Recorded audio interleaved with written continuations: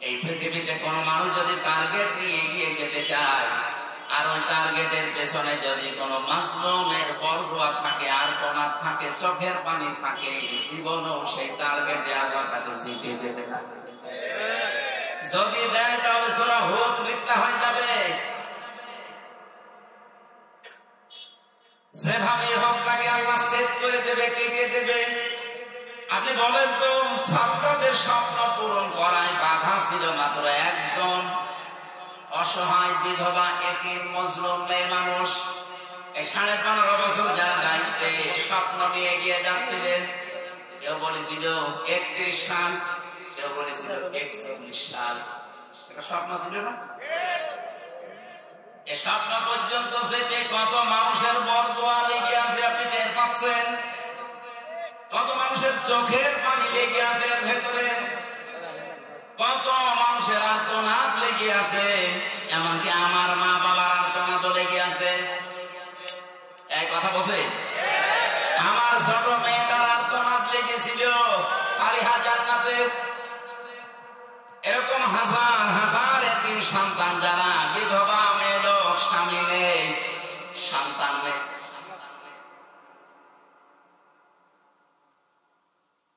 এতগুলো মানুষের বরদোয়া যদি কারো পেছনে লেগে থাকে, ও টার্গেট পর্যন্ত যাবে কি করে আপনি বলেন?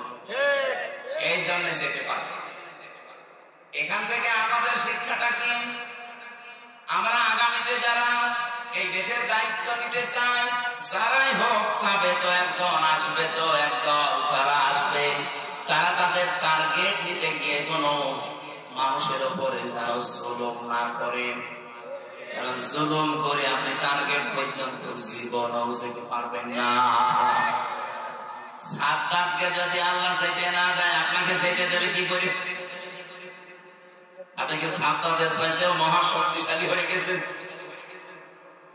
কারণ জালেমদের সম্পর্কে সবচাইতে বেশি খোঁজ কে রাখে বলেন তো? আরো জোরে বলেন। আল্লাহ আমাদেরকে আমি একটু ছাড় দিয়েছি, কোন পর্যন্ত? ইন্নামা ইউআখিরুহুম লিয়াউমিন তাশখাসু ফীহিল আবসার। যেদিন চক্ষু উল্টিয়ে যাবে, তার মানে আজরাইলকে দেখেই মানুষের চোখ মুখ কিন্তু উল্টিয়ে যায়। আপনি মরণের বিছানার দিকে একটু তাকিয়ে দেখবেন, চোখ মুখ মনে মাঝে সব বের হয়ে যাচ্ছে। ওই সময় পর্যন্ত মানুষকে আল্লাহ একটু ছাড় দিয়েছে, কিন্তু কোরআন বলছে কোন মানুষকে আল্লাহ একেবারে ছেড়ে দেয়নি। আল্লাহ ছাড় দেয়, ছেড়ে দেয়। এই জন্য জালেম যেন আমরা অন্তত কেউ না বল। আগামীতে জালেমদের ব্যাপারে আল্লাহ সবচাইতে বেশি খোঁজ রাখে। আমি কোরআনে কারিমের সূরা শুরা 42 নম্বর আয়াতটা পড়লে সবচাইতে বেশি ভয় পাই। আল্লাহ বলেন, আমি কিয়ামতের দিন নিজে মামলা দায়ের করব জালেমদের বিরুদ্ধে। আর বাংলাদেশে সবচাইতে বেশি হচ্ছে জালেম। এই কথা বলছে, হয় নফসের উপরে জুলুম করছে, নাই পরিবারের উপরে জুলুম করছে, নাই সমাজের উপরে জুলুম করছে, নাই রাষ্ট্রের উপরে জুলুম করছে, জনগণের উপরে। আপনি টাকা আনছে কোনো এক ধাপে, এক শ্রেণীতে আপনি পড়ে যাবেন। সুতরাং আমরা যেন জালেম না হয়। জালেমরা টার্গেট কার?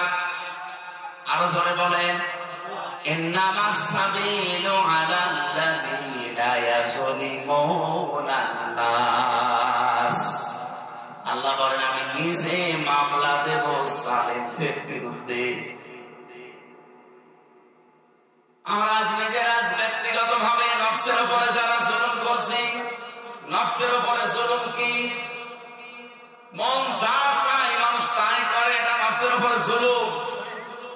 মন এখন চাচ্ছে একটু উলঙ্গ নাচ দেখি, আর দেখলেন এটা জুলুম হবে আপনার নফসের উপরে। মন চাচ্ছে অন্যের স্ত্রীর সাথে একটু গল্প করি, পরকীয়া প্রেমে লিপ্ত হয়ে গেলেন, নফসের উপর জুলুম। এই জুলুম তো এর থানায় নেই। এরকম কোন লাইনে যারা আছেন, এই মুহূর্তে নাম্বারগুলো ডিলিট করে দেন। পরকীয়া প্রেমে যারা আছেন, এই মুহূর্তে ডিলিট করা লাগবে।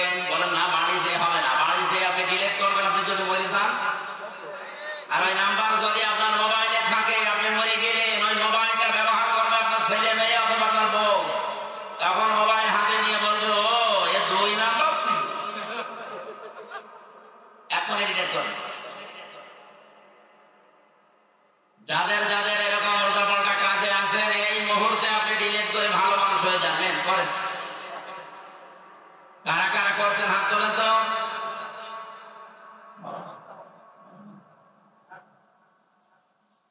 আমার ভাইরা, আমাদের এই জুলুম থেকে নিজেকে বাঁচানো লাগবে, বিশেষ করে নফসের উপরে জুলুমটা মারাত্মক, এরপরে পরিবারের উপরে, সমাজের উপরে, জনগণের উপরে, যে যেখানে দায়িত্বে আছে ওই জায়গাতে যেন জুলুম করবেন না। আল্লাহ আমি সহ যারা এখানে এসেছি প্রত্যেককে যেন বাঁচিয়ে দেন, বলেন আমি। আজকের এই অনুষ্ঠান যেহেতু শুধু মুসলমানদের জন্য না, দল মত নির্বিশেষে, এমনকি অন্য ধর্মের যদি কেউ এসে থাকেন, আপনাকেও কোরআনে কারীমের কাছে ওয়েলকাম জানাচ্ছি। কোরআন শরীফ শুধুমাত্র মুসলমানদের না, এটা হাদা বায়ানুল লিন্নাস, হুদাল লিন্নাস, মানুষ পদবাচ্যে যারা বিবেচিত সবার জন্য কোরআন। এই কথাকার সুতরাং অন্য ধর্মের যারা এসেছেন আপনারাও বসেন, আমরা তেলাওয়াতকৃত আয়াতে যা পড়েছি আরবিতে ওগুলো এখন বাংলায় ব্যাখ্যা করবো ইনশাআল্লাহ। শুকরিয়া জানাচ্ছি এলাকায় এই প্রচন্ড গরমে এখন তাফসীর মাহফিল, ওয়াজ মাহফিলের সিজন না, এটা সিজন থাকে শীতকালে, এত সময় পাওয়া যায়নি আপনাদের সিরিয়াল, এই হিসাবে আপনারা এই গরমের সময় নিয়েছেন। এই সময় যারা দায়িত্বে আছে তারা গান বাজনা দিতে পারবেন, এখান থেকে সে বসে এসনে মানুষ বসেছে, এখন ডিস্টার্ব হবে। আরো পেছান, আরো পেছান, আরো পেছান।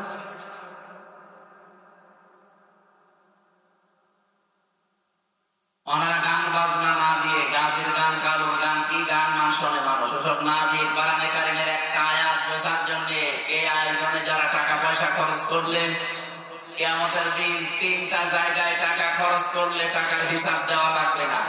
কোরআন প্রচারে, কোরআন প্রসারে, কোরআন কায়েমে, 2 নম্বরে পরিবারস্থ লোকদের জায়েজ আটা পূরণে, 3 নম্বরে যারা জিহাদের ময়দানে কাজ করে তাদের পেছনে। আমাদের টাকা এই সমস্ত জায়গায় তো খরচ হচ্ছে নাকি? আমাদের টাকা পয়সা আল্লাহ যা দিয়েছেন, এই 3টা জায়গায় যদি খরচ হয়, কিয়ামতে যখন আল্লাহ সওয়াব নেওয়া আরম্ভ করবে, এই 3টা জায়গার টাকা পয়সার হিসাব আল্লাহর কাছে দেওয়া লাগবে না। বলেন সুবহানাল্লাহ। দরুদ আর সালাম পাঠ করছি আমাদের নবী, মানবতার মহান শিক্ষক মুহাম্মদুর রাসূলুল্লাহ সাল্লাল্লাহু আলাইহি ওয়াসাল্লাম। আমরা কোরআনে কারীমের সূরা মারিয়াম 41 নম্বর আয়াতটা পড়েছি। তাফসীরুল কোরআন মাহফিল লেখা আছে, তাফসীর আকারে আমরা শব্দের দিকে তাকিয়ে কথা বলতে চাই, নাকি আমরা সাপের কাহিনী আরম্ভ করবো? সাতক্ষীরার মানুষ এমনিতেই ইসলামী আন্দোলন, বিশেষ করে একামতে দিনের ঘাঁটি এই জেলাকে বলা হয় সারা বাংলাদেশে। এদের ঘরে খাবার না থাকতে পারে, কিন্তু এরা দিন কায়েমের জন্য এক পায়ে খাড়া আছে। আমি কি বেশি করে ফেললাম? বাংলাদেশের সারা 64 জেলার মানুষ আমরা জানি যে বাংলাদেশের সাতক্ষীরা এটা ইসলামের জন্য একটা উর্বর জায়গা। সরাই মারিয়াম একটা মহিলার নাম। কোরআন শরীফের ভেতরে যে সমস্ত মহিলাদের স্বামী আছে তাদের নাম আল্লাহ কোরআনে দিয়েছে, কিন্তু যাদের স্বামী নেই তাদের নাম আল্লাহ কোরআনে দেয়নি। আর কথাটা উল্টে গেছে, কোরআনটা উল্টে গেছে। যে মায়ের মহিলাদের দুনিয়ায় স্বামী আছে ওদের নাম আল্লাহ কোরআনে দেয়নি। কোরআন শরীফ পড়ে দেখবেন স্বামীওয়ালা মহিলার নাম নেই, কিন্তু যাদের স্বামী ছিল না তাদের নাম আল্লাহ কোরআনে দিয়েছেন। তার ভেতরে এই মহিলার নাম মারিয়া। নাম কি? মরিয়ম না, মারিয়া।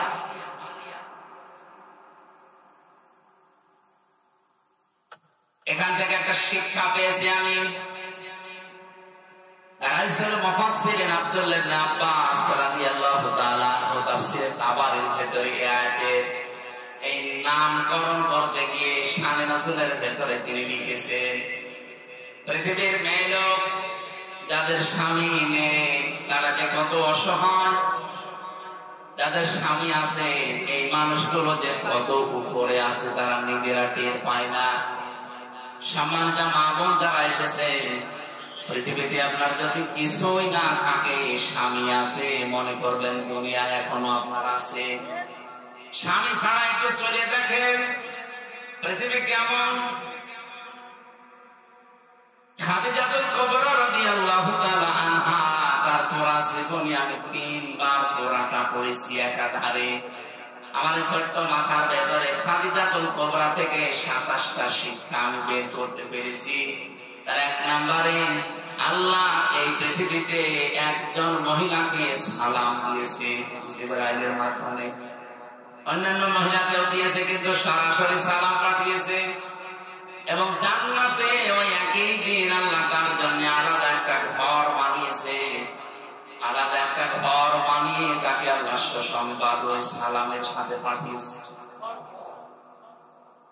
অন্য একজন মহিলার নাম আমরা জানি, যার স্বামী ছিল, কিন্তু তার নাম আপনি কোরআনে পাবেন না। আসিয়া, কিনা আইন দিয়ে না, হামজা দিয়ে, আইন দিয়ে। আসিয়া মানে অবাধ্য, আর আসিয়া মানে সৌভাগ্যশালী। হযরতে আসিয়া, আসিয়া না আসিয়া। এই মহিলা যেদিন ফেরাউনের অত্যাচারে, তার স্বামীর অত্যাচারে একেবারে নিঃশেষ, ওই সময় ফেরেশতা জিবরাইল এসেছিল জান্নাত সাথে নিয়ে। উনি বলেছিলেন, আল্লাহ তুমি জান্নাত পাঠিয়েছো, আমি খুশি হয়েছি, জান্নাত আমার লাগবে না, তুমি জান্নাতের ভেতরে এমন একটা ঘর আলাদা ভাবে আমার জন্য বানাও। ইদে ক্বালাত রাব্বি বিনি ইনদাকা বাইতান ফিল জান্নাতি ওয়া নাজ্জিনি মিন ফিরআউনা ওয়া আমালিহি ওয়া নাজ্জিনি মিনাল কওমিস সালিমিন। তুমি জান্নাতের ভেতরে এমন একটা ঘর আমার জন্য তৈরি করে দাও, যে ঘরে বসে তোমার সব সময় দেখা যায়। তিনি জান্নাতে ঘর বানাতে চেয়েছিলেন, আল্লাহর কাছে চেয়ে নিয়েছিলেন। আর খাদিজাতুল কুবরাকে আল্লাহ নিজে জান্নাতে ঘর বানিয়ে তার কাছে সুসংবাদ পাঠিয়েছেন। দুইজনের বিষয়টা কিন্তু স্বামী, একজন স্বামীর অত্যাচারে অত্যাচারিত হওয়ার পরে বরদোয়া দেয়নি। আয়াতের দিকে খেয়াল করেছেন, একটু খেয়াল করে শুনবেন। তিনি এখানে ডাক আছে, হযরতে আসিয়া ডাক দিয়ে বলেছে, আল্লাহ তুমি আমাকে বাঁচাও আমার স্বামীর অত্যাচার থেকে। আর স্বামী আমাকে অন্য যাদের দ্বারা অত্যাচার করাচ্ছে, বিশেষ করে আমার হাতের ভেতরে ব্রেক লাগিয়েছে, আমার পায়ের ভেতরে ব্রেক লাগিয়েছে, আমার কপালে শালাকা লাগিয়েছে, আমার মাথার উপরে গরম তেল ঢেলে দিচ্ছে, চোরগুলো সব আমার উঠে গেছে, আমার পোড়া উলঙ্গ করে আমার লজ্জাস্থানের দিকে ওরা বর্ষা মারে। এই কঠিন অবস্থাতে আমি তোমার কাছে একটা দোয়া করলাম, এই দৃশ্য দেখে তুমি যেন রেগেছিও না। ওয়ানাজ্জিনি মিন ফিরআউনা, তুমি আমাকে বাঁচাও ফেরাউন থেকে। আমালিহি ওয়ানাজ্জিনি মিনাল কওমিস সালিমিন, আর এই জালিম সম্প্রদায় থেকে তুমি আমাকে বাঁচাও, কিন্তু তুমি আমার স্বামীর উপরে গজব দিও না। কি বুঝলেন আপনি? এত বড় কঠিন অত্যাচার, জুলুম, নির্যাতনের সময় তিনি স্বামীর জন্য বরদোয়া দেননি। বলেছিলেন যে আপনি আমাকে বাঁচান, কিন্তু আপনি আমার স্বামীর উপরে কোন গজব দিয়েন না। মা বোন যারা এসেছেন, বিভিন্ন জায়গায় বসে আছেন, সাক্ষীরা মেয়েরা, একটা স্বামী মাথার ঘাম পায়ে ফেলে কত কষ্ট করে আপনার জন্য। পুরুষের এই কষ্টটা, এই শ্রমটা, এই টেনশন যদি আপনার মাথার উপরে চাপিয়ে দেওয়া যায়, আপনি একদিনও টিকে থাকতে পারবেন না। এত বড় কঠিন অবস্থায় আপনাকে আল্লাহ সংসার করাচ্ছে, সারাটা জীবন এই লোকটা মাথার ঘাম পায়ে ফেলে আপনার জন্য সব করে। হঠাৎ একটা সাবান যদি একটু কম হয়ে যায়, তখন আপনি বর দোয়া দিয়ে ফেলেন। নবীজি বলেন, আমি মেরাজে গিয়ে জাহান্নামে মেয়েদেরকে বেশি দেখেছি দুইটা কারণে। এক নম্বরে তারা স্বামীর নাশক্রিয়া করে, সারা জীবন ঠিক আছে, হঠাৎ একটা কিছু কম হয়ে গেলে বর দোয়া দিয়ে দেয়। এরকম ছোট মনের বউ নেই, এক কথা বলে না কেন? দুই নম্বরে ওরা গীবত করে বেশি, এক জায়গায় বসলে শুধু পরনিন্দা পরচর্চা করে। এই দুইটা কারণে মেয়েদেরকে নবীজি বেশি জাহান্নামে দেখেছে। হাদিসটা পড়লে মনে হয় এই দুই কারণের মহিলা বাংলাদেশে বেশি। কত বড় কঠিন পরিস্থিতিতেও স্বামীর জন্য তিনি বর দোয়া না দিয়ে দোয়া করেছিলেন যে আমার স্বামীর উপরে আল্লাহ তুমি রেগে যেও না, তার উপরে তুমি গজব দিও না, তুমি আমাকে বাঁচাও। আর একজনের নাম বললাম খাদিজাতুল কুবরা। এই মহিলা, তাকে আল্লাহ সালাম দেওয়া জান্নাতে ঘর বানিয়ে পাঠাবো এই স্বামীর কারণে। সারাটা জীবন পড়ে দেখলাম উনি কোনোদিন এক ওয়াক্ত নামাজ পড়েননি, একটা রোজা রাখেননি জীবনে কোনোদিন, একদিনের জন্য পর্দায় ছিলেন না খাদিজা, এক জীবনে একটা হজও করেননি, একটা টাকা কোনোদিন যাকাতও দেননি। কারণ এই বিধানগুলো সব নাযিল হয়েছে তার ইন্তেকালের পরে, এটা উনি পাননি। এরপরও আল্লাহ তাকে সালাম দিলেন, জান্নাতে ঘর বানিয়ে সুসংবাদ পাঠিয়ে দিলেন। একটাই কারণ ছিল, ওই 27টা কারণ বলতে গেলে আমার শিক্ষা হবে, আমি একটা বলছি। তিনি জীবনে যতদিন স্বামীর সংসারে ছিলেন, মুহাম্মদ রাসূলুল্লাহ তার স্বামী, কোনদিন একদিনের জন্য স্বামীর মনে তিনি দুঃখ দেননি। এখানে যত স্বামী বসে আছেন আমি সহ গ্যারান্টি দিয়ে বলতে পারবেন আল্লাহর দিকে তাকিয়ে যে জীবনে কোনদিন সাংসারিক জীবনে একদিনের জন্য আমার বউ আমাকে দুঃখ দেয়নি, কষ্ট দেয়নি। তোলেন তো দেখি হাত। সভাপতি না এটা? এটা সভাপতি হাত তুলতে পারেনি, তেমন ঝামেলায় আছে। আমি আর তুলতে পারলাম না, আমি নেতা কথা বলবো কেন? কি আশ্চর্য মা বোনেরা, ভিডিও দেখতেছেন আপনারা, কি চিন্তা করে দেখেন, এখানে হাজার হাজার স্বামী বসে আছে, একটা স্বামীও হাত তুলতে পারেন। কারণ আমি কসম দিয়েছিলাম আল্লাহর নামে, মিথ্যা কথা বলবো কি?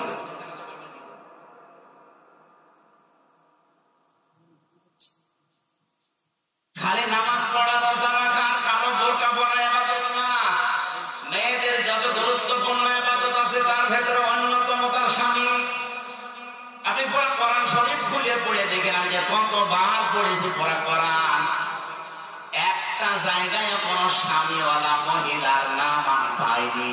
আসিয়ার নাম আল্লাহ কোরআনে দেয়নি, ইমরাতা ফিরাউন দিয়েছে, কিন্তু এই মহিলার নাম আল্লাহ কোরআনে দিলেন কারণ এই মহিলার নাম কোরআনে আছে, তার স্বামী ছিল না দুনিয়ায়, মারিয়াম। নাম কি বলেন? বলেন।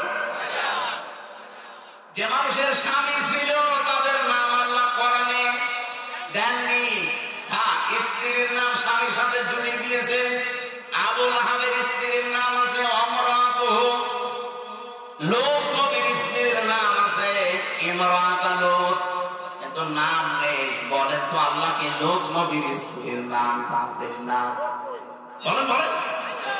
আবু লাহাবের স্ত্রীর নাম উম্মে জামিল জানতেন না আল্লাহ, কেন নাম দিলেন না? মেয়েরা এখানে স্বামীর গুরুত্ব দেবেন। এখান থেকে আমি একটা শিক্ষা পেয়েছি।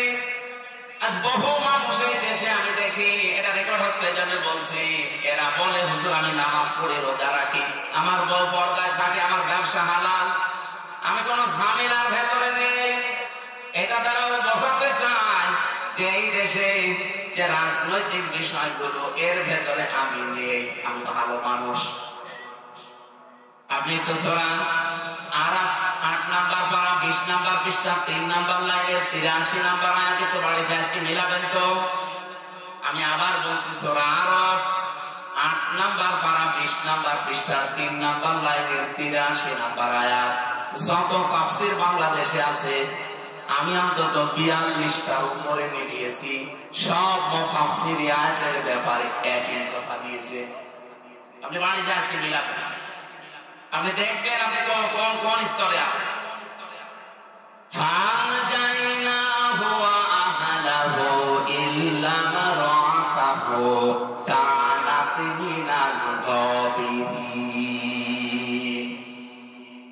আসরের নামাজের সময় দুজন ফেরেশতা আল্লাহ পাঠিয়ে দিলেন।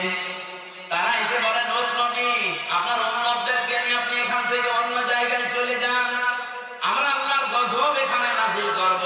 কারণ এরা নারীতে নারীতে পুরুষে পুরুষে বিবাহ করা আরম্ভ করেছে।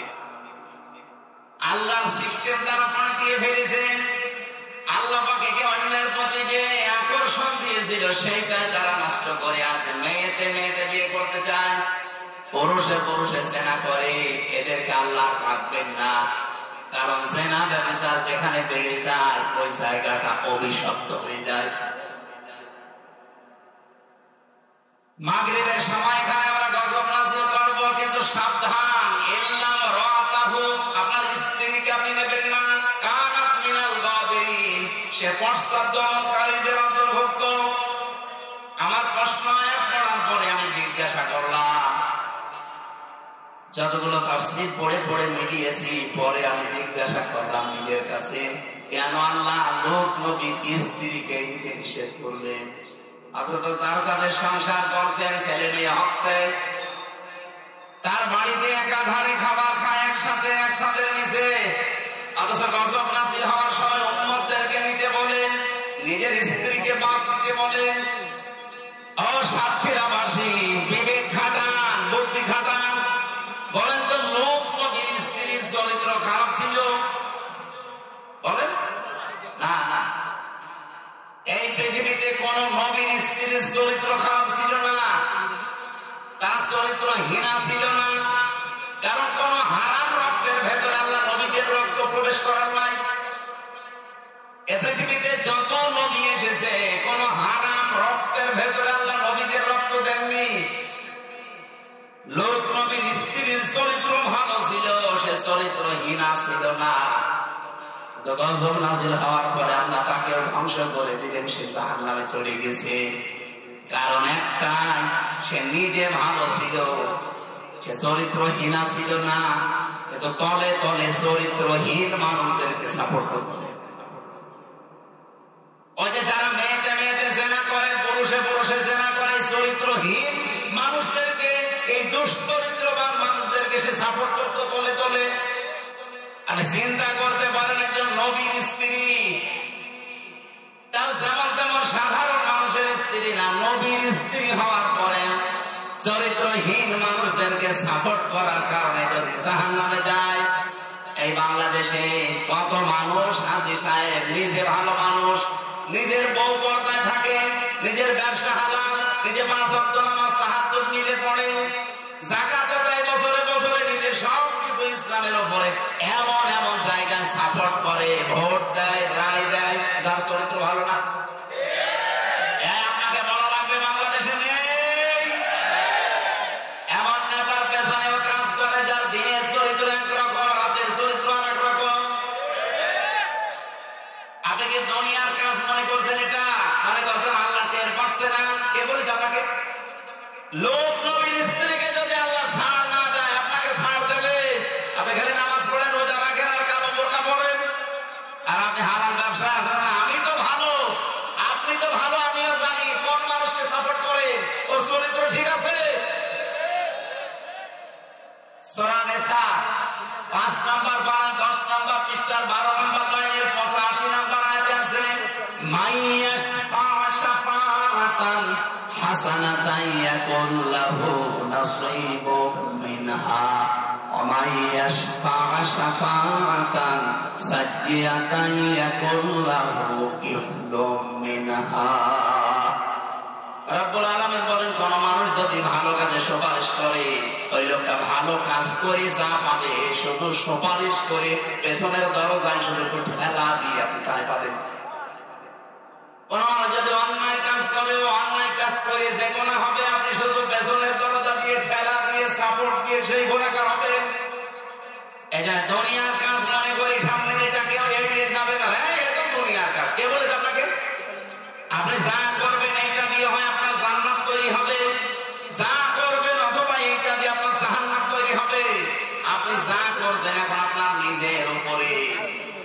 লোক নবীর স্ত্রীর দিকে তাকিয়ে একটু ভাববে। আমি একটা দুইটা পড়লে বলতাম না, 42টার উপরে আমি বেরিয়েছি। আমার ভয় লাগে, আমি এমন মানুষকে আবার সাপোর্ট করি না তো, এমন মানুষের পেছনে নেই তো যে তার চরিত্র ভালো না। আল্লাহ আমাদের সবাইকে যেন এই আয়াতটার উপরে আমল করার তৌফিক দান করেন, বলেন আমিন। যারা আমিন বলেননি তারা মনে হয় লোক নবীর স্ত্রীর সাথে জাহান্নামে যেতে রাজি আছে। কারণ আমি জানি আপনি আমিন বলবেন না, আপনি তো সাপোর্ট করেন এমন মানুষকে। এবার বলেন তো আমিন। এখন সবাই বলেন, বলেন। আপনি কি আয়াতটা মানতে চান না? কথা বলেন না কেন? সুতরাং সামনে যদি সময় আসে, সুযোগ আছে, কোন চরিত্রহীন মানুষ আমার সামনে আসতে পারবে না। কথা বলা লাগবে। ওপেন ঘোষণা দিলে অনেকের রাগ হয়। বাংলাদেশ জামাত ইসলামের এখন শ্রদ্ধাভাজন আমিরে জামাত যিনি আছেন ডাক্তার শফিকুর রহমান হাফিজাহুল্লাহ, আল্লাহর বান্দা অলরেডি ঘোষণা দিয়েছেন এই দেশে যে যারা জামাত ইসলামী থেকে এমপি কে দাঁড়াবে 5 বছর পরে যদি ওদের একটা টাকা বাড়ে, আমার কাছ থেকে বুঝে নেবে। 5 বছর এমপি হওয়ার পরে, মন্ত্রী হওয়ার পরে ওদের একটা টাকা বাড়বে না। যদি 100 টাকা নিয়ে এমপি হয়, আরো 50 টাকা হয়ে যাবে। কথা বলে দেখেন, বাংলাদেশে এমন কোন দল আছে যে এই ঘোষণা দিতে পারে? বলেন, আমি সেখানে যাবো। তাও কিন্তু পাচ্ছি না যে এই কথা দায়িত্ব নিয়ে বলতে পারে যে আমার দল থেকে যদি কেউ এমপি হয়, মন্ত্রী হয়, 5 বছর পরে ওর 100 টাকা থাকলে 50 টাকা হবে। বলেন, কেউ এই দায়িত্ব নেয় না। আমার মনে হয় এই ঘোষণা দিলে অনেক দল থেকে কেউ এমপি দাঁড়াবে। ছাতা আমি কি করবো, আমার শাসিত ওইটাও কিনবে। আর ভালো মানুষ পান না। বলে ভালো মানুষ পাবো কোথায়? মাওলানা মতিউর রহমান নিজামী হাফিজাহুল্লাহ রহমাতুল্লাহ আলাইহি অনেকে ইন্তেকাল করেছেন, শহীদ হয়ে গেছে। এরকম মন্ত্রী ছিল, মন্ত্রিত্ব চালিয়ে 36 টাকা বেঁচেছিল, ওটা রাষ্ট্রকে ফেরত দিয়েছে। এই পৃথিবীর ইতিহাসে এই প্রথম। আর আপনি ভালো মানুষ খুঁজে পান না। ভালো মানুষ খুঁজে হলে আমার মনে হয় এখন জিবরাইলকে নিয়ে আসা লাগবে। আমরাও তো বলেন সাধারণ মানুষ, আমাদের ভেতরেও আপনার মতো লোভ, লালসা, আকাঙ্ক্ষা এগুলো নেই। এই ঝঞ্ঝা বিক্ষুব্ধ পৃথিবীতে আপনার সাথে আমি চলি, আপনার সাথে আমি আছি। এই জায়গায় টিকে থাকা মানুষ হিসাবে কত কঠিন, আপনি নিজেকে ওই জায়গায় দাঁড় করিয়ে বলেন তো। আপনার মতো আমার আত্মীয় স্বজন নেই, আপনার মতো আমার স্ত্রী নেই, তাদের কাছ থেকে চাপ আসে না। এরপরেও টিকে থাকা কত কঠিন। যারা ছিল জীবন দিয়ে গেছে, দুর্নীতির সাথে আপোষ করেনি, মানুষগুলো আল্লাহ বলি ভালো মানুষ খুঁজে পায় না। আপনি নিজেই তো খারাপ মানুষ, ভালো মানুষ খুঁজে পাবেন কি করে? আমি স্বামী আছে আর স্বামী নেই এই কথা বলতে গিয়ে এ পর্যন্ত এসেছিলাম। সুতরাং যাদের স্বামী আছে, যতদিন বেঁচে আছে গুরুত্ব দেবে। হারিয়ে গেলে তখন টের পাবেন যে কি হারালাম। স্বামী যাদের নেই ওদের কত উল্টা পাল্টা মন্তব্য মানুষ করে, কত উল্টা পাল্টা নজর দিয়ে তাদের দিকে তাকায়, আপনি জানেন? এজন্য অন্তত এই বরগাছটা বেঁচে আছে যতদিন, এর হক আদায় করবে, এর ছায়ায় থাকতে হলে একে সেবা যত্ন করবে। আল্লাহ আমাদের মেয়েদেরকে হাজরাতে খাদিজাতুল কুবরার সাথে যেন জান্নাতের কাতারে শামিল করে দেন, বলেন আমিন। সূরা মারিয়াম থেকে 98টা আয়াত আছে, মাত্র একটা আয়াত পড়েছি। আমার এই মাথার ভেতরে আয়াত নিয়ে যত তথ্য আমি পেয়েছি, শুধু আমার জীবন না, এখন 33 বছর আমার বয়স। কিয়ামত পর্যন্ত যদি আয়াত নিয়ে কেউ আলোচনা করে, কিয়ামত এসে যাবে, তাও শেষ হবে। এত কথা আছে। আমরা আসেন এখান থেকে কিছু আবিষ্কার করার চেষ্টা করি ইনশাআল্লাহ। রব্বুল আলামিন জানাচ্ছেন আযকুর ফিল কিতাবি ইব্রাহিম। আমি 2 কিরাত পড়েছিলাম এখানে, ইব্রাহিম বলেছি একবার, আর একবার বলেছি ইব্রাহিম। 7 কিরাতে কোরআন শরীফ পড়া যায়, আলেমরা জানে এটা। আল্লাহ পাক বলেন আমি আলোচনা করেছি আমার এই কিতাবের ভেতরে ইব্রাহিম আলাইহিস সালাম সম্পর্কে। ইন্নাহু কানা সিদকান নাবিয়্যা, নিশ্চয় সে ছিল একদিকে সিদ্দিক আর একদিকে নবী। লেকিন কি পেলেন বাংলা অর্থের ভেতরে? আমি তো আরবি পড়ার পরে বাংলা পড়ে ফেললাম। ওয়াজ তো শেষ হয়ে গেছে নাকি? না, এখনো শেষ হবে। আল্লাহ বলেন আমি আলোচনা করেছি, এখানে প্রথম শব্দ হচ্ছে ওয়াজকুর জাল কাফরা। আমি 16 সালে একবার জিকিরের উপরে আলোচনা করেছিলাম যে জিকির কাকে বলে, কত প্রকার, কি কি। কোরআন শরীফে জিকির আল্লাহ কতটা অর্থে ব্যবহার করেছে, হাদিসে কতটা অর্থে জিকির এসেছে। সেই জায়গায় আমি জিকিরের 5টা অর্থ নিয়ে এসেছিলাম কোরআন থেকে, আর হাদিস থেকে 40টা। এই 45টা দিয়ে আমি 1-1.5 ঘন্টা কথা বলেছিলাম। এতটা ইন্টারনেটে আছে, জিকির বললে আমির হামজা লিখলে পেয়ে যাবে। প্রথম শব্দ আমি বাদ দিয়ে দিলাম। আল্লাহ বলেন আমি আলোচনা করেছি, জিকির করেছি ফিল কিতাবি, কিতাবের মধ্যে। এখানে দেখেন কিতাবের আগে আল্লাহ আলিফ লাম দিয়েছেন। এই পৃথিবীতে কিতাব আমার আল্লাহর কাছে মাত্র একটা, তার নাম কোরআন। তার নাম কি? আরো জোরে বলেন। কোরআনে কারীম বাদ দিয়ে পৃথিবীতে যত কিতাব আপনি দেখেন, এগুলো আসলে কিতাব নয়, এগুলো কিতাবের ব্যাখ্যা। দুনিয়াতে যত কিতাব আপনি লাইব্রেরিতে দেখেন, এই সব কিতাবগুলো হচ্ছে আল্লাহ কোরআনের ব্যাখ্যা। আল্লাহর কাছে আসল কিতাব কোরআনে কারীম। তাফসীরে ফিজিলালিল কোরআনে আমি পৌঁছি, আরেকটা তাফসীরের নাম হচ্ছে সাফওয়াতুত তাফসীর, তাফাসীর। এর ভেতরে আমি পেয়েছিলাম কোরআনের নাম আল্লাহ দিয়েছেন 55টা। কোরআনের প্রথম নাম আল কোরআন, 2 নাম্বার নাম হচ্ছে আল ফুরকান, এরপরে আল কিতাব, 3 নাম্বার নাম আল জিকির, 5 নাম্বার নাম হচ্ছে আত তানজিল। এরকম একটা একটা করে 55টা নাম আল্লাহ দিয়েছেন। 3 নাম্বার যেটা, তার নাম আল কিতাব। আল্লাহ কিতাবের আগে আলিফ লাম দিয়ে নির্দিষ্ট করার কারণ হচ্ছে পৃথিবীতে একটাই মাত্র কিতাব এখন আছে, কিয়ামত পর্যন্ত থাকবে, যেটা মানুষকে হেদায়েত দিতে পারে। এখানে যালিকাল কিতাবু লা রাইবা ফীহি, আনেরা আছে যারা তাদেরকে বলছি আল্লাহ যালিকাল কিতাবু, কিতাবের আগে আলিফ লাম দিয়ে নির্দিষ্ট করে দিয়েছেন। এই জন্য পৃথিবীতে একটা মাত্র কিতাব আল্লাহ পাঠিয়েছেন, যার ক্ষমতা এখনো পর্যন্ত আছে, কিয়ামত পর্যন্ত থাকবে, যে মানুষকে সে হেদায়েত দেওয়ার ক্ষমতা রাখে। কোরআনে কারীম মানুষকে হেদায়েত দিতে পারে, ক্ষমতা কোরআনের নেই। আরো জোরে বলেন। কিন্তু কোরআন থেকে হেদায়েত পাওয়ার জন্য আপনার মন ফাঁকা লাগবে আগে, এইটা আসল বিষয়। আল্লাহ বলেন আমি কিতাবের ভেতরে ইব্রাহিমের জিকির করেছি, আলোচনা করেছি, বিস্তারিত ব্যাখ্যা দিয়েছি তার নামে। কিন্তু কিতাব থেকে কিছু কেউ যদি নিতে চায়, তার প্রথম শর্ত তার মন তৈরি করা লাগবে। আজকে আমির হামজা না, আমার বাবা না, কাবা শরীফের ইমামকে এখানে নিয়ে এসে যদি আপনি ওয়াজ করান, আর আপনার যদি মন তৈরি না হয় কোরআন থেকে হেদায়েত নেওয়ার মতো, কাবার ইমাম ওয়াজ করলে আপনার কিছুই হবে না। আমি আর কোরআন শরীফ কতটুকু পড়েছি বলেন? 33 বছর বয়সে। আমার চাইতে কত বয়স্ক মানুষ এখানে বসে আছে, 60 বছর, 70 বছর, 80 বছর। কতটুকু পড়তে পারে তারা কোরআন? এখানে অন্তত যারা বসে আছে আমি গ্যারান্টি দিতে পারি, কোরআন শরীফের প্রত্যেকটা শব্দের অর্থ আমার জানা আছে। এই কথা কেউ বুকে হাত দিয়ে বলতে পারবে না।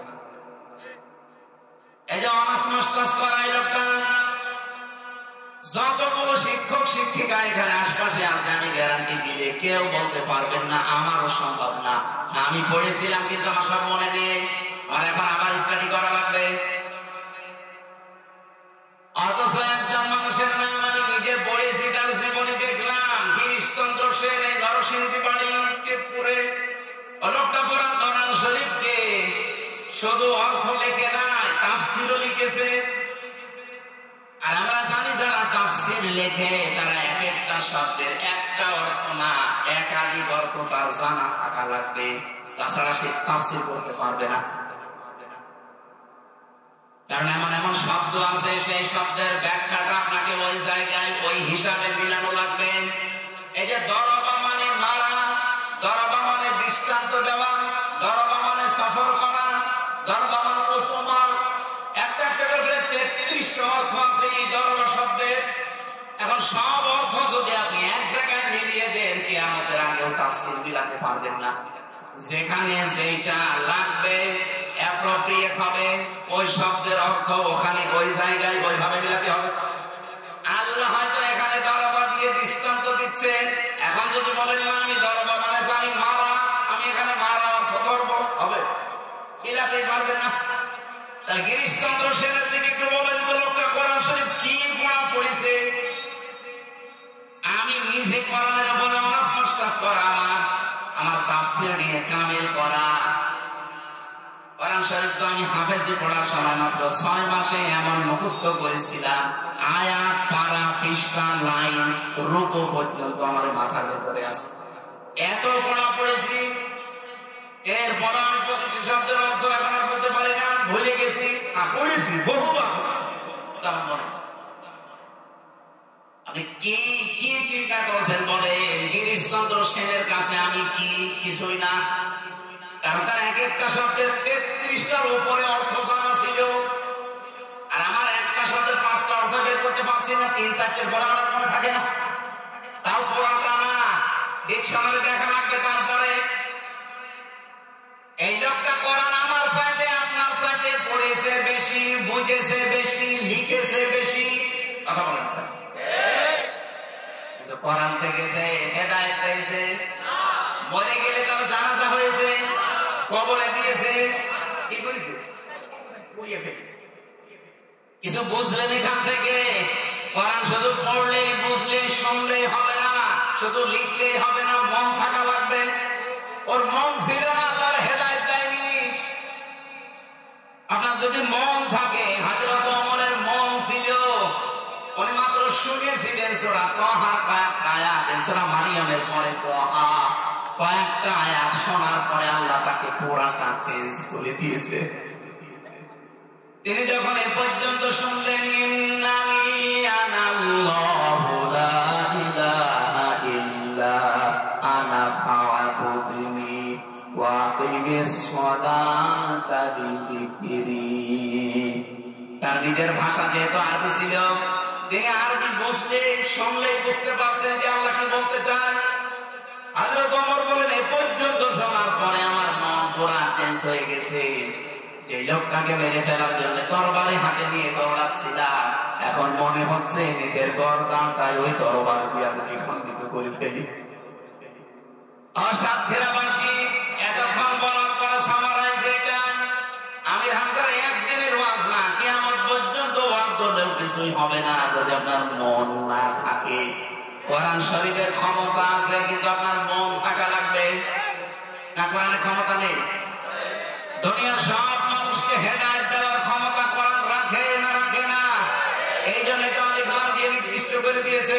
হেদায়েতের একচ্ছত্র কিতাবে একটা। বলেন তো, এই পৃথিবীতে সূর্যের আলো সবাই পায় না? অন্ধ শেষে আলো পায়। এখন কি দোষ সূর্যের না চোখের? বলেন বলেন। পৃথিবীতে একটা খাবার আছে, তার নাম দুধ। নাম কি? এ দুধ কিন্তু তরল হয়। যতক্ষণ ঘি না হবে, মাখন না হবে, জমাট না বাঁধবে, ততক্ষণ তো তাকে ড্রিঙ্ক বলা যায়। কিন্তু এখন চিকিৎসা বিজ্ঞান যারা আছে, খাদ্য বিভাগে যারা দায়িত্বে আছে, তারা কিন্তু এই শব্দটাকে ড্রিঙ্ক বলে না, বলে milk is an ideal food. Ideal drink বলার দরকার ছিল যে আদর্শ পানীয় না, আদর্শ খাবার বলা হয়। কেন তো তরল জিনিস আপনি খাবার বলবেন কেন? বিজ্ঞান পৃথিবীর 12,500 খাবারের উপরে গবেষণা চালিয়েছে। দেখেছি আপনার যদি ক্ষুধা লাগে খাবার খাবেন, ক্ষুধা মিটে যাবে, কিন্তু পিপাসা মিটবে না। আপনার যদি পিপাসা লাগে আপনি পানি খাবেন, পিপাসা মিটে যাবে, কিন্তু ক্ষুধা মিটবে না। একটাই মাত্র খাবার দুনিয়ায় আছে যেটা খেলে পিপাসাও মিটে যায়, ক্ষুধাও মিটে যায়, তার নাম দুধ। এই কথা বলবেন না? এই পৃথিবীতে একটা মানুষ জন্ম নেওয়ার পর 2 বছর যদি দুনিয়ার কিছু না খায়, শুধুমাত্র দুধ বেঁচে থাকতে পারবে? এমনকি বিজ্ঞান জানাচ্ছে একটা মানুষ মরণ পর্যন্ত যদি কিছু না খায়, শুধু দুধ খায়, দুনিয়ায় জন্ম থেকে মরণ পর্যন্ত দুনিয়ার কোনো খাবার খায়নি, শুধু দুধ খেয়েছে, তাও সে বেঁচে থাকতে পারবে। কারণ তার খাবার এবং পিপাসা দুইটা চাহিদা এর ভেতরে আছে। একটা মানুষ যখন জন্ম নেয়, এই দিন থেকে শুরু করে প্রতিদিন 8, 9 বার 10 বার করে তার দুধ খাওয়া লাগে মায়ের স্তন থেকে। বিজ্ঞান এখন জানায় যে প্রতিদিন যদি 8 থেকে 10 বার করে দুধ খায়, প্রতিবারে যদি 1 পোয়া করে হয়, 8 বারে কমপক্ষে 2 কেজি হবে। আপনি 2 বছরের হিসাব একটু ক্যালকুলেটর দিয়ে মারেন। আমি একবার হিসাব মেরে দেখলাম যে আমি আমার মায়ের স্তন থেকে 2 বছরে কমপক্ষে দুধ খেয়েছি 36 মণ। কত বলেন বলেন? আমি আমার এই 36 মণ, আমি তো একা, তো আমার বাবার আমি একা সন্তান। এই হিসাবে আমি আমার তো মিলিয়ে দেখলাম না, একটু উপরে যাই। আমার 2 বাড়ি পরে আমার এক চাচাতো দাদা আছে, ওনার 12টা মেয়ে আর 5টা ছেলে। আমি ওনার বউকে একটু মিলালাম, দেখি তো ওই মুরব্বী মহিলাকে একটু মিলাই। আপনি 12 আর 5 কত হয়? বলেন বলেন? 36 মণ করে হিসাব মারেন। 700 কত মণ হবে? একটা মহিলার ওজনই হয়তো 50-55 কেজি হবে, অথচ 772 মণ দুধ আল্লাহ তার স্তন থেকে বের করিয়ে তার সন্তানদেরকে খাওয়িয়েছে। এটা আল্লাহর কুদরতি মেশিন। আমি ওই দিকে গেলে দুধের যে আলোচনা আছে, দুধের যে গুণগান আছে, আমি যদি এখন দুধেরই গুণগান করি তা 10 মিনিট শুধু দুধ করতে পারবো না। আমার বিষয় হচ্ছে দুধ এটা তরল থাকলে তো milk is an ideal drink বলা দরকার।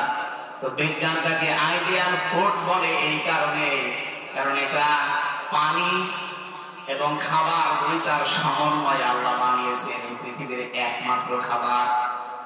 অসাক্ষীরা বাসী বলেন তো এত গুণগান দুধের, এই দুধ কি সবার জন্য ভালো?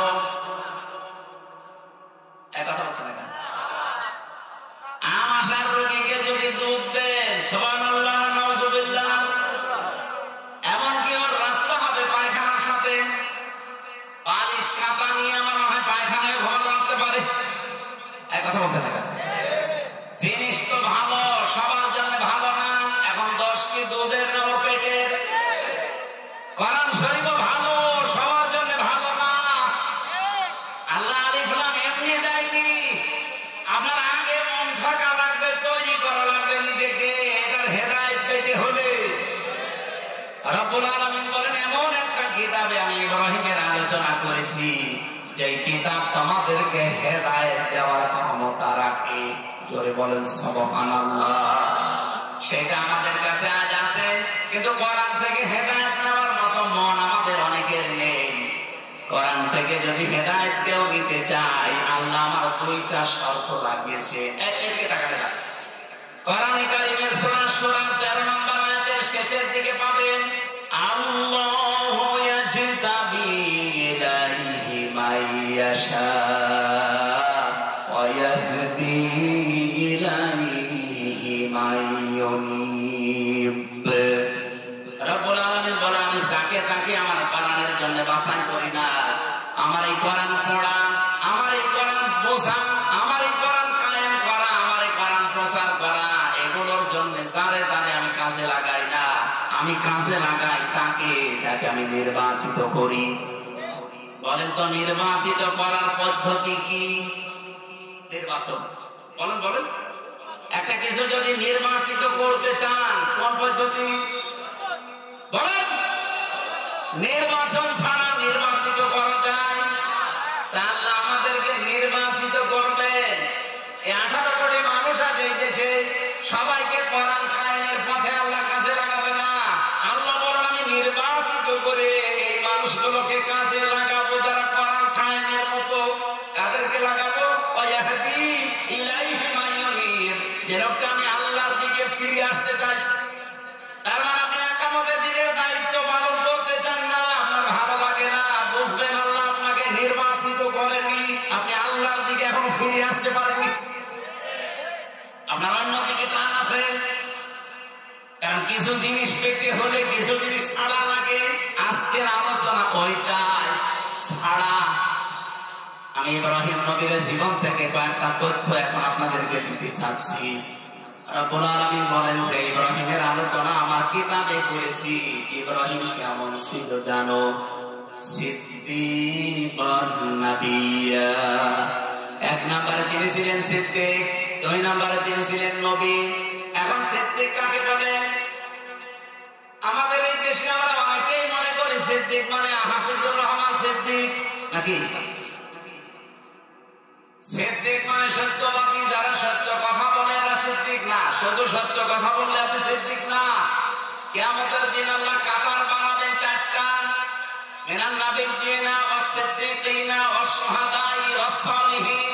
প্রথম নম্বরের কাতারে থাকবে নবীরা। ওখানে আমাদের মতো মানুষের যাওয়ার ক্ষমতা আছে, শুধু নবীরা। দুই নম্বরে আল্লাহ কাতার বানাবেন সিদ্দিকিন, সিদ্দিকদের। তার প্রথম নম্বরে থাকবেন হযরত ইব্রাহিম আলাইহিস সালাম। উনি নবীদের কাতারে থাকবেন, সিদ্দিকদের কাতারে এসে দাঁড়াবেন। দ্বিতীয় নম্বরে আমি নাম পেয়েছি, যিনি থাকবেন তার নাম হযরত আবু বকর সিদ্দিক। সিদ্দিকের আমি যে ব্যাখ্যাগুলো পেয়েছি, এই ভালো করে শোনেন। এটা সিদ্দিক কিয়ামতের দিন যেহেতু দ্বিতীয় কাতার, এই কাতারে আমাদেরকে যদি শামিল হতে হয় তাহলে দুনিয়া থেকে সিদ্দিক হয়ে যাওয়া লাগবে। আর সিদ্দিক হচ্ছে ওই মানুষটা যে মানুষ সত্যকে সত্য জানার পর কোন প্রশ্ন ছাড়া পেছনের টান সব বাদ দিয়ে গেলে ওটা মেনে নিতে পারে। এই লোকটা সিদ্দিক না। আপনি বলছেন, আবার বলছেন, এটা খুব গুরুত্বপূর্ণ পয়েন্ট। সিদ্দিক হিসাবে কিয়ামতের দিন আবু বকর সিদ্দিকের কাতারে যদি দাঁড়াতে চান, সত্যকে সত্য জানার পর পেছনের টান থাকলেও সব বাদ দিয়ে দ্বিধাহীন চিত্তে প্রশ্ন ছাড়া মেনে নেওয়ার মতো যোগ্যতা আপনার এখন তৈরি করা লাগবে। হযরত ইব্রাহিম এমনি সিদ্দিক মানে শব্দটা পাননি, তিনিও অনুসন্ধান করেছিলেন সত্যকে। এটা সূরা আনামের ভেতরে পাবেন। ফালাম্মা জান্না আলাইহিল লাইলু রাআ কাওকাবা ক্বালা হাযা রাব্বী ফালাম্মা আফালা ক্বালা লা উহিব্বুল আফিলিন। প্রথমে তিনি তারকা দেখার পরে বললেন এটা আমার রব হবে। যখন অস্তমিত হয়ে গেছে বলছে না, যেটা ডুবে যায় যার অস্তিত্ব নেই ওটা আমি মানি না। পরবর্তীতে চাঁদ দেখলেন, ওইটাও যখন ডুবে গেল বলে না মানি না।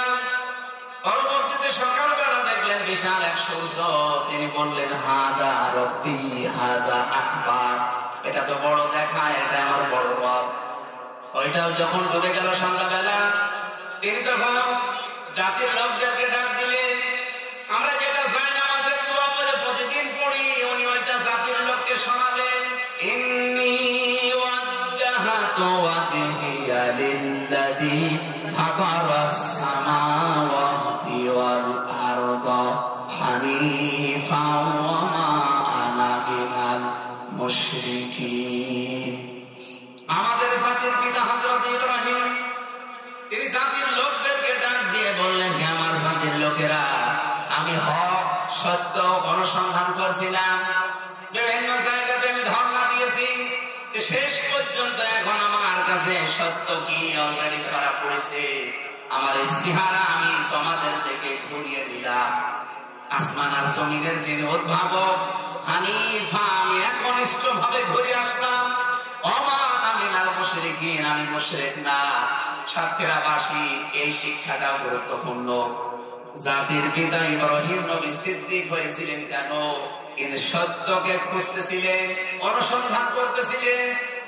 সত্যকে খুঁজতে খুঁজতে, অনুসন্ধান করতে করতে যখন পেয়ে গেলেন, তিনি সত্যকে খুঁজে পেয়েছেন, অনুসন্ধান করে পেয়ে দুনিয়ার সব পাপ দিয়েছে।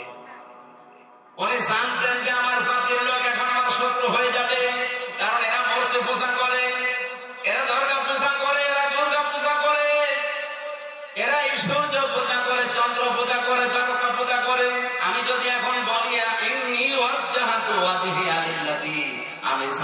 এদের থেকে আমি এখনো মুক্ত হলে অনেকে আমার বিরুদ্ধে চলে যাবে। তিনি সত্যকে অনুসন্ধান করে খুঁজে তারপরে মেনে নিয়েছিলেন। আর আমাদের চোখে আঙ্গুল দিয়ে দেখিয়ে দিলে আমরা সত্যকে মানতে চাই না। আমার কথা অর্থ বোঝেননি? উনি সত্য খোঁজ করে করে পেয়েছিলেন, আর আমাদের চোখে আঙ্গুল দিয়ে সত্য কোনটা হক কোনটা দেখিয়ে দিলে মানুষ মানতে চায়। তা আপনি সিদ্দিকের কাতারে কি আমাদের উঠবেন কি করে? প্রতিদিন 17 বার করে আপনি নিজে নিজে বরদোয়া নিজের ঘাড়ে নিয়ে নিচ্ছেন। প্রতিদিন কয়বার পড়ে? শুধু ফরজ নামাজ পড়ে থাকে 17 বার পড়া লাগে। আল্লাহর কাছে প্রত্যেক দিন আপনি আমি বলতেছি, আল্লাহ তুমি গজব দাও এবং পথভ্রষ্ট যারা তাদের পথে আমাদেরকে তুমি চালাবে না। এখানে দুইটা জাতির নাম তাফসিরে আছে, একটা ইহুদি আর একটা খ্রিস্টান, একটা অভিশপ্ত আর একটা পথভ্রষ্ট। বলেন তো তারা অভিশপ্ত হয়েছিল, পথভ্রষ্ট হয়েছিল কেন? ইহুদি খ্রিস্টানদের জীবনী পাওয়া যায়, পুরাটা পড়ি আমি এতটুকু পেয়েছি। ওদের কিতাব তাওরাতে, ওদের কিতাব ইনজিলে, ওখানে আমাদের নবীর পরিচয় দেওয়া ছিল। আমাদের নবীর শেষ নবী এই পরিচয় ছিল প্রায় 999 জায়গায়, কিন্তু ওরা মানে নাই। হিংসা করে অহংকার করে ওরা মানত না, বলতো মোহাম্মদ গরিব মানুষ আর মুসলমানদের ধর্মে আসবে। কেন ইহুদি ধর্মে আসতে পারে না শেষ নবী? ও মানি না। হিংসা করে অহংকার করে সত্যকে সত্য জানার পরেও যারা মানে না, ওরা হয় ইহুদি নাই খ্রিস্টান। বাংলাদেশে এরকম মুসলমান এখন নেই। কথা বোঝা লাগবে রে। আপনি কিন্তু জানেন যে সত্য কোনটা, হক কোনটা, আপনি জানার পরেও ভাই হিংসা করে নাই অহংকার করে মানেন না। যাদের পিতা ইব্রাহিম এমনি সিদ্দিক হননি, বহু কাঠ পুড়িয়েছেন, কত কিছু ছাড়া লেগেছে তার, জানেন সিদ্দিক হতে। তার বাবাকে ছাড়া লেগেছে, তার পরিবার ছাড়া লেগেছে, তার সমাজ ছাড়া লেগেছে, তার দেশ ছাড়া লেগেছে।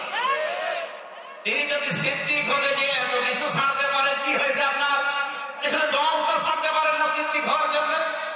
আপনি জানেন যে আমি যে দল আছি 2 নম্বর দল, এ মানুষের তৈরি করা আইনটা আমি করতে চাই, এটা কখনই। এর পরও আপনি সত্যকে সত্য জানার পরও মানতে চান না। আপনি সিদ্দিকের কাতারে কি আমাদের দিন বলতেন আমি থাকবো, আমার কাছে আপনাকে আল্লাহ তুলে দেবে। আপনার প্রথম কর্মসূচি এই দুনিয়ায় যদি এইটা হয় যে ফাক্কু রাকাবা, আপনি দাসত্ব মুক্ত করতে চান। ওই জামানায় যখন আয়াতটা নাযিল হয় 1500 বছর আগে, তখন মানুষ বেচা কিনা চলতো। এজন্য ওই সময় দাস মুক্তি আপনি অর্থ করতে পারেন। এটা এখন তো মানুষ বেচা কিনা হয় না। এই আয়াতের ব্যাখ্যা এখন কি করে করবেন? তাফসীর মুফাসসির লিখেছেন ফাক্কু রাকাবা। এটা কি আয়াত না আমি বানালাম?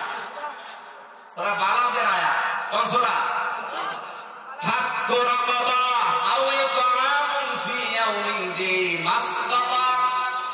আল্লাহ রাব্বুল আলামিন বলেন, হে পৃথিবীর মানুষেরা, যারা মানুষকে দাসত্ব মুক্ত করতে চায়, এই মানুষগুলো উলাইকা আসহাবুল মাইমানা, এরা সফল, এরাই সৌভাগ্যশালী। এবার আসেন তো দাসত্ব মুক্ত কি? এখন যেহেতু মানুষ বেচা কিনা নেই, আরেকটা দাসত্ব আছে। আরেকটা দাসত্ব কি? মানুষের তৈরি করা আইন কায়েম করে মানুষ মানুষের আইন মানতে চায়। এই কাজ যারা করে, এই কথা না বুঝে থাকলে এদিকে আসেন। আপনারা কোরআন শরীফ দিয়ে বুখারী শরীফ দিয়ে হবে না, বুখারী শরীফ লাগবে। আসেন, যারা আজ মানুষের তৈরি করা আইনে জমিনে কায়েম করতে চায়, তারা মানুষকে মানুষের তৈরি করা আইনের গোলাম বানাতে চায়। কিন্তু এই দেশে এমনও মানুষ আছে যারা আল্লাহর গোলাম, মানুষ আল্লাহর বানানো, তাদেরকে আল্লাহর আইন প্রতিষ্ঠার মাধ্যমে মানুষকে আল্লাহ বানাতে চান।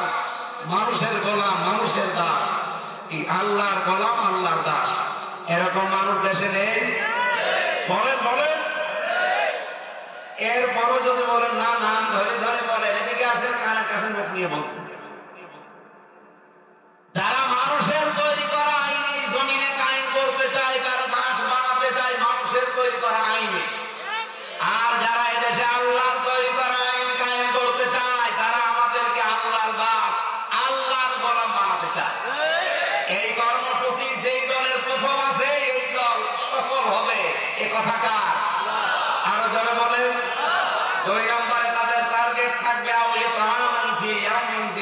বাবা, তারা এতিম মিসকিন অসহায় বিশ্ব মানুষ পেলে তাদের কাছে এগিয়ে যাবে।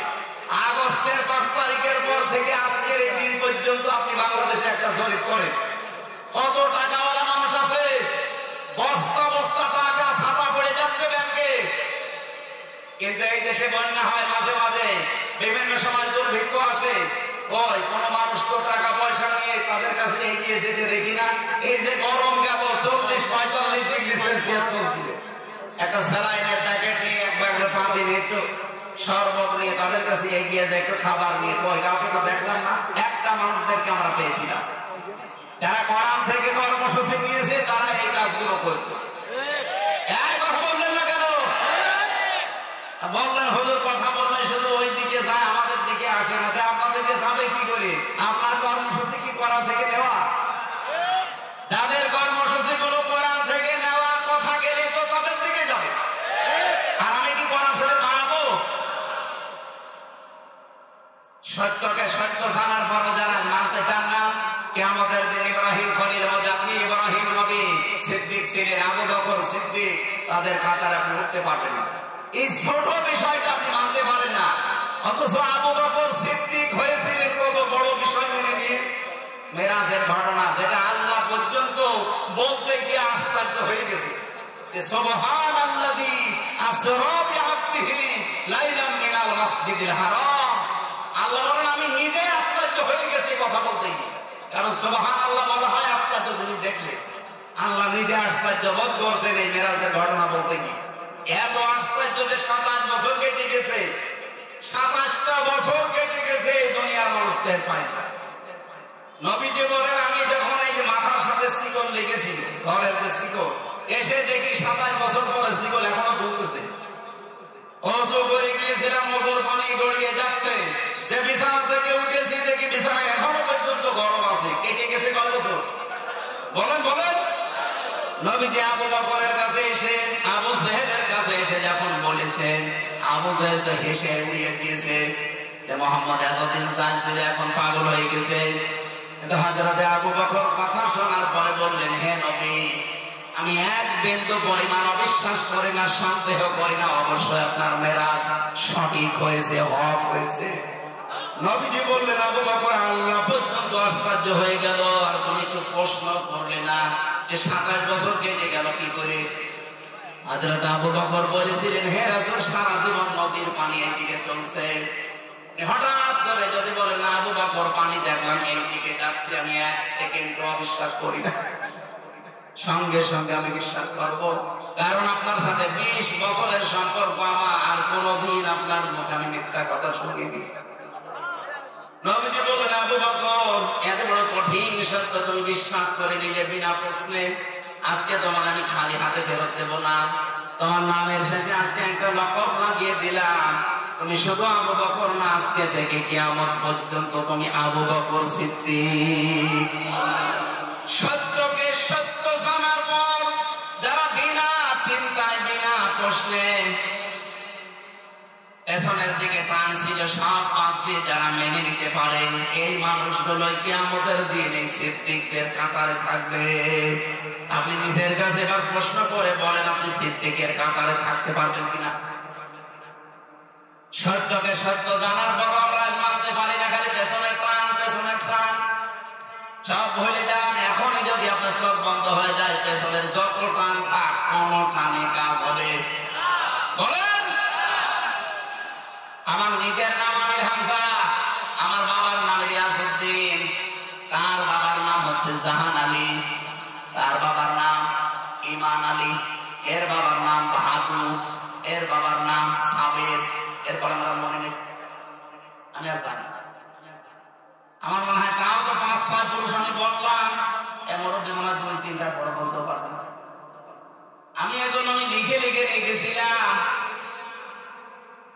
এখন আমার যত পরিস্থিতি হোক এই দেশে, এখন যদি আমি মারা যাই, আমার যতটুকু বাস্তবতায় জ্ঞান আমি দেখতে পাচ্ছি, আমি মারা গেলে আজকে রাতে যদি কেউ আমার ম্যাডামকে খবর দেয় যে হামজা মরে গেছে, আমরা নিয়ে আসতেছি, আপনি যে চকির ওপরে চেয়ার খাটের ওপরে থাকেন, ওই খাটের নিচে ওনারে মাটি দেওয়া হবে। আমার ম্যাডাম আমার যত ভালোবাসুক বলেন তো, খাটের নিচে মাটি দিতে দেবে? বলে না, এখানে কবর দিয়ে আমি মরবো, প্রতিদিন জিন আসবে। এত কষ্ট করে বাড়িটা বানিয়েছিলাম, মাত্র 100 বছর পরে যদি আমি কুষ্টিয়ার ওই 2 তলা বাড়িতে এখন আমি আসি, 100 বছর পরে ওখানে যারা থাকবে তাদেরকে আমি চিনি না, ওরাও আমাকে চিনবে না। 100 বছর পরে আসলে ওরা আমাকে বাড়িতে ঢুকতেও দেবে না, যত আমি নাম বলি। এই কথা বলে না কেন? আমি যে সাবেরের নাম বললাম, ওটা আমার 6 পুরুষ আগে, ওনার পরে ভাদু, ওনার পরে ইমান, এর পরে নওয়াজ, জাহান আলী, রিয়াজ, তারপরে আমি। ওনার আমি জীবনে কোনোদিন দেখেছি, সর্বোচ্চ আমি জাহান আলী পর্যন্ত দেখেছি। এরপরে কারো 6 পুরুষ আমি তো দেখি নাই। এখন যদি সেই সাবের সাহেব দুনিয়াতে ফিরে আসে আর বলে কুষ্টিয়ার এই বাড়ি আমার, আমি এগুলো বানিয়েছিলাম, ওনার ডাক না খুঁজে ফেলবো না? ভান্ডামি করার জায়গা কিসের সাবের আপনি? বলে না, এটা তোমার কাছে তালিকা আছে, তালিকা থাক, এটা আপনার আমি সাবের মানি না। আপনাকে সত্যকে সত্য জানার পরও পেছনের কানের কারণে মানতে পারেন, আপনার স্ত্রীর কারণে, আপনার সন্তানের কারণে, ঘরের কারণে, সব বন্ধ হওয়ার পরে একটা কাজে দেবে? বলেন। আপনাকে আমি সিদ্দিক হওয়ার আহ্বান জানাচ্ছি। আসেন আমরা সিদ্দিক হয়ে যাই, সত্যকে সত্য জানার পর পেছনে যত টান থাকে থাক, সব আজকে থেকে শেষ। আমি ইব্রাহিম নবীর মতো সব ছাড়তে রাজি আছি। এই কথা বলে না কেন? আমার আলোচনার মূল পয়েন্টই এটা ছিল। আশা করছি আপনি আজকে থেকে সিদ্দিক হওয়ার জন্য উঠে পড়ে লাগবেন। 2 নাম্বারে উনি ছিলেন নাবিয়্যিন সিদ্দিক বা নাবিয়্যা। নাবি মানে কি? নবী শব্দের শাব্দিক অর্থ এটা নাবা থেকে এসেছে, এর বাংলা অর্থ হচ্ছে সংবাদ। বাংলা কি? ইংরেজিতে বলেন নিউজ। নিউজ লিখতে দেখবেন 4টা অক্ষর লাগে, NEWS। আপনি এন দিয়ে যদি নর্থ ধরেন, ই দিয়ে যদি ইস্ট ধরেন, ডাব্লিউ দিয়ে যদি ওয়েস্ট ধরেন, এস দিয়ে যদি সাউথ ধরেন, দেখবেন তামাম দুনিয়ার কোন জায়গা বাকি আছে? আল্লাহ বোঝাতে চায় আমার নবী ইব্রাহিম এমন খবর নিয়ে দুনিয়ায় গিয়েছিল, এই নর্থ সাউথ ইস্ট ওয়েস্ট সব খবর আমি আল্লাহ তাকে দিয়ে পাঠিয়েছিলাম। এই 3-4 আয়াত আগে একটু ছোটা সূরা নাম, আকাযালিকা নুরি ইব্রাহিম মালাকুতাস সামাওয়াতি ওয়াল আরদ ওয়া লিয়াকুনা মিনাল মুকিনিন। বলেন আল্লাহু আকবার। এত সুন্দর করে আমার আল্লাহ সাজিয়ে দিয়েছেন। রব্বুল আলামিন বলেন আমি তাকে আসমান জমিনের রাজত্ব চালানোর ক্যাপাসিটি কি এটা আমি দেখিয়েছিলাম তাকে। সে এমন দৃঢ় বিশ্বাসী হয়েছিল, বাবাকে একবার ডাক দিয়ে বলেছে ইয়া আবাতি ইয়া আবাতি লিমা তা'বুদু মা লা ইয়াসমা'ু ওয়া লা ইউবসিরু ওয়া লা ইউগনি আনকা শাইআ। আমি সব কথা না বলে মূল কথাটা বলছি। বাবাকে দাওয়াত দিলেন, বলেন আমার কাছে এমন একটা জ্ঞান এসেছে যা আপনার কাছে আসে নাই। আমি দেখতে পাচ্ছি আপনাদেরকে শয়তান বশীভূত করে ফেলেছে, সুতরাং আমার কাছে প্রাপ্ত জ্ঞান আপনারা মেনে চলেন, সঠিক পথ পেয়ে যাবেন। এগুলো বলতে বলতে বলতে যখন শেষ পর্যন্ত এসেছেন, বাবা এবার বাবা জবাব দিয়েছেন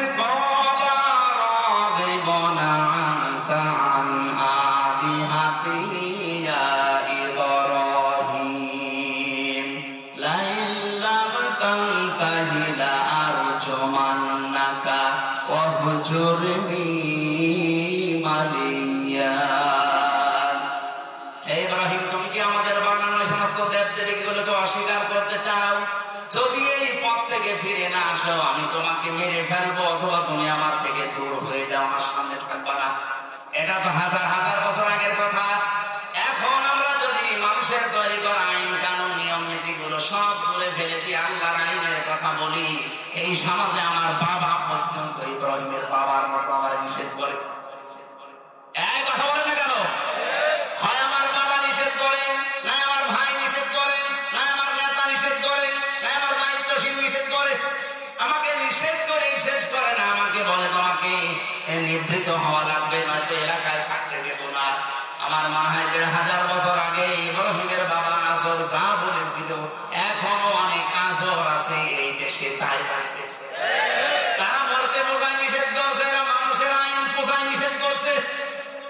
জিনিস একই।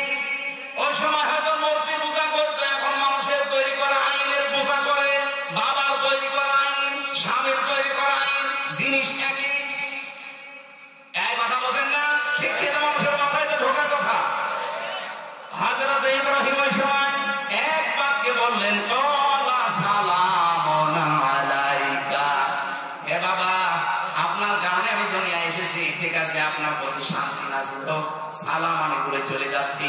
সাস্তাগফিরু লাকা রাব্বি ইন্নাহু কানা বি হাফিয়া। অতি শীঘ্রই আপনার জন্য আমি আল্লাহর কাছে ক্ষমা চাবো, আল্লাহ যেন আপনাকে মাফ করে দেন। ইন্নাহু কানা বি হাফিয়া, অবশ্যই আল্লাহ দয়ালু। ওয়া আতাসিলুকুম মা তাদউনা মিন দুনিল্লাহ। আর আমার একটা কথা শুনিয়ে আমি আপনাদের থেকে মুখ ফিরিয়ে নিলাম, আপনাদের থেকে আমি আজকে মুক্ত হয়ে গেলাম। আল্লাহ বাদে যাদেরকে আপনারা মেনে চলেন, আল্লাহর আইন বাদ দিয়ে অন্যের আইন যারা মানতে চান, আমি তাদের সবাইকে ছেড়ে দিলাম। শুধু ছেড়ে দিলাম তা না, আমি এমন একজনকে ডাকতে আরম্ভ করলাম আজকে থেকে, আসা আল্লাহ কুনা বিদুআই রাব্বি শাকিয়া। আমি আশা করছি আমার রব আমার ডাক ফিরে দেবে না, সাড়া দেবে। জোরে বলেন সুবহানাল্লাহ। এখানে যারা যারা ইব্রাহিমের সন্তান হিসাবে বসে আছি, বাংলাদেশের থেকে আপনি মিলাবেন, ইব্রাহিমের জীবনের সাথে 100 ভাগ মিলে যাচ্ছে। ওনার বাবার কাছ থেকে, ওনার রাষ্ট্রের তরফ থেকে বাধা পেয়েছিলেন। আজ আমাদের অভিভাবক যারা, বাবা চাচা দলের লোক, আমাদের আত্মীয় স্বজন, তাদের কাছ থেকে আমরা আজ বাধা পাচ্ছি আল্লাহর আইনের কথাগুলো বলতে গেলে। এই কথা বোঝা লাগবে, আমাদের আচরণ এখন হওয়া লাগবে ইব্রাহিমের মতো, ঠিক আছে? আল্লাহ পাক বলেন, এগুলো যদি সত্যি ইব্রাহিমের মতো তার সন্তানরাও করতে পারে, আমি কি করব জানো? ফালাম্মা আতাযালাহুম ওয়া মা ইয়া'বুদুনা মিন দুনিল্লাহ। যখন তিনি নিজেকে সবকিছু থেকে ইয়াতেসাল মানে দূরে সরিয়ে নিলেন, তাদের থেকে যখন মুক্ত করলেন, ওয়াহাবনা লাহু ইসহাক ওয়া ইয়াকুব, আমি তাকে 2টা সন্তানের সুসংবাদ দিলাম, ইসহাক এবং তার সন্তান ইয়াকুবের। ওয়াজাকুল্লান জাআলনা নাবিয়্যা, তারা প্রত্যেকে ছিল নবী। ওয়াহাবনা লাহুম মির রাহমাতিনা ওয়া জাআলনা লাহুম লিসানা সিদকিন আলিয়্যা। এখান থেকে আমি তাফসীরে ইবনে কাসিরের শিক্ষা পেয়েছি, কোন মানুষ যদি সত্যি ইখলাস নিয়ে দাঁড়িয়ে যায়, ইব্রাহিম যেমন দাঁড়িয়েছিল, তার সন্তানরাও যদি এভাবে ইখলাসের সাথে একা হোক, তারপরও যদি ইমানের উপরে টিকে থাকতে পারে, এমন এমন কিছু নিয়ামত আল্লাহ তার সামনে দিতে চাই বা দিতে পারে যেটা সে কল্পনা করে নাই। হযরত ইব্রাহিম ৮৬ বছর পর্যন্ত সন্তান পান নাই। শিরক মুক্ত জীবন গঠন করার জন্য পরিবার, সমাজ, রাষ্ট্র যখন ছেড়ে দিয়েছে, আল্লাহ তাকে ৮৬ বছর বয়সে সন্তান দিয়েছিলেন। ইসহাককে দিলেন, এরপরে দিয়েছিলেন তার বংশে দিয়েছিলেন ইয়াকুবকে, ইসমাইলকে। আল্লাহ রাব্বুল আলামিন আমাদেরকেও বোঝাতে চান, বাংলার মানুষেরা যদি সত্যি ঈমানকে বাঁচিয়ে রাখার জন্য ব্যক্তি, পরিবার, সমাজ, রাষ্ট্র, এগুলো সব যদি বিসর্জন দেওয়া লাগে, ছেড়ে দেওয়া লাগে, নিজেকে মুক্ত করে একক ইখলাস নিয়ে যদি একাও তুমি থাকতে চাও দুনিয়ার জীবনে, এমন কিছু সামনে তোমাকে দেব যেটা তোমার কল্পনায় ছিল না। আমার মনে হচ্ছে সামনে এরকম কিছু আল্লাহ আমাদেরকে দিয়ে খুশি করতে চান। ওয়ালাসাউফা ইউতিকা রাব্বুকা ফাতারদা। হে নবী, আপনাকে এমন কিছু আমি খুব তাড়াতাড়ি দেব যাতে আপনি খুশি না হয়ে পারবেন না। ৫৬ বছর কি ৫৪ বছর আমরা অনেক কিছু দেখলাম, এখনো কোরআনটা দিয়ে বাংলাদেশ চললে কেমন দেখা যায় এটা আমরা এখনো দেখিনি। এবার আমার মনে হয় আল্লাহ এটা দেখাবে, এমন কিছু আমরা দেখতে পারবো, এটা দিয়ে যদি ৫৬,০০০ বর্গ মাইল এটা চলতে পারে, এই বাংলাদেশ 5 বছরের ভেতরে মিনি জান্নাত হয়ে যাবে ইনশাআল্লাহ। এটা দেখতে মনে চায় না? একটা আইন এই দেশে চলে না, 500 আইন আছে এর ভেতরে। আমরা আগামীতে চাই এরকম 500 আইন যেন বাংলাদেশের সংসদে অন্তত চর্মচোখে দেখে যেন মরতে পারে। আপনি দেখেন কিছুদিনের ভেতরে পৃথিবী পাল্টিয়ে যাবে। আর বাংলাদেশে যেভাবে ইসলামপন্থীরা এক হচ্ছে, আমার তো মনে হচ্ছে হচ্ছে সামনে কোরআনের সংসদ আমরা পাবো ইনশাআল্লাহ। শিক্ষিত মানুষ এখানে যারা এসেছেন তাদেরকে আহ্বান জানাচ্ছি। সৃষ্টি নিয়ে আমি একটা বই লিখেছিলাম। এটা দূরের উপরে যে কথাগুলো বললাম এরকম সৃষ্টির কথাগুলো লেখা আছে গাড়িতে, কয়েকটা পিস আছে, যাওয়ার সময় শিক্ষিত মানুষরা নিয়েছেন, কাজে রাখবেন। আল্লাহুম্মা আমিন। লা ইলাহা ইল্লা আনতা সুবহানাক ইন্নী কুনতু মিনাজ জালিমিন। মোনাজাত হচ্ছে, বসে করে। যেখানে যারা দাঁড়িয়ে আছেন একটু বসেন, মোনাজাত হচ্ছে। রব্বানা যালামনা আনফুসানা ওয়া ইল্লাম তাগফির লানা ওয়া তারহামনা লানাকুনান্না মিনাল খাসিরিন। রব্বুল আলামিন, মাথা নিচু করে চক্ষু বন্ধ করে অপরাধগুলো স্মরণ করে হাত তুলেছি। গভীর রজনী, এখন কিছুক্ষণ পরে তাহাজ্জুদের আরম্ভ হয়ে যাবে। রক্ত হাজার হাজার বান্দা বান্দি আমরা ইব্রাহিম নবীর জীবন থেকে সিদ্দিক এবং নবী, আমাদেরকে তুমি কিয়ামতের ময়দানে হয়তো নবীদের কাতারে দেবে না, কিন্তু সিদ্দিকদের কাতারে দাঁড়ানোর যোগ্যতা তৈরি করে দাও। সত্যকে সত্য জানার পরে আমরা যা প্রতিদাহীন চিত্তে মেনে নিতে পারি, এইরকম যোগ্যতা আমাদের তৈরি করে দাও। আল্লাহ তাআলা, জীবনে অপরাধ করতে করতে নষ্ট হয়ে গেছে জীবনটা। হাত ওঠায় কথা বলবো ভয় করে, লজ্জা করে। আমাদের পেছনের দিকে আল্লাহ তুমি তাকিও না, তোমার রহমতের দিকে তাকাও। এই মুহূর্তে জীবনের অপরাধ গুলো মাফ করে জায়গাটা নেকি দিয়ে পাল্টিয়ে দাও। গোনা থেকে বেঁচে থাকা তোমার রহমত ছাড়া সম্ভব না। আল্লাহ তাআলা মেহেরবানি করে আমি সহ যারা এসেছি আমাদের অপরাধ থেকে তোমার দয়া দিয়ে বাঁচাও। মাহফিলের সম্মানিত সভাপতি আব্দুর রহিম সাহেবকে কবুল করো। আল্লাহ তাআলা আজকের মাহফিলে যারা আলোচনা রেখেছে আলেমদেরকে মঞ্জুর করো। যত মানুষ এই মাহফিলের জন্য শ্রম দিয়েছে, এই যুবকদেরকে যে মা পেটে নিয়েছে, আল্লাহ খাদিজার মতো বানিয়ে দাও। সম্মানিত মা বোনদেরকে, সম্মানিত মা বোনদেরকে তুমি আয়েশার মতো, ফাতিমার মতো জীবন দাও। মুসাফির অবস্থায় আছি, মাসলুম অবস্থায় আছি, এখনো পর্যন্ত অনেক জালেমের টার্গেটে আছি। এখন আমি নিজে অসুস্থ হয়ে আছি। রব্বুল আলামিন,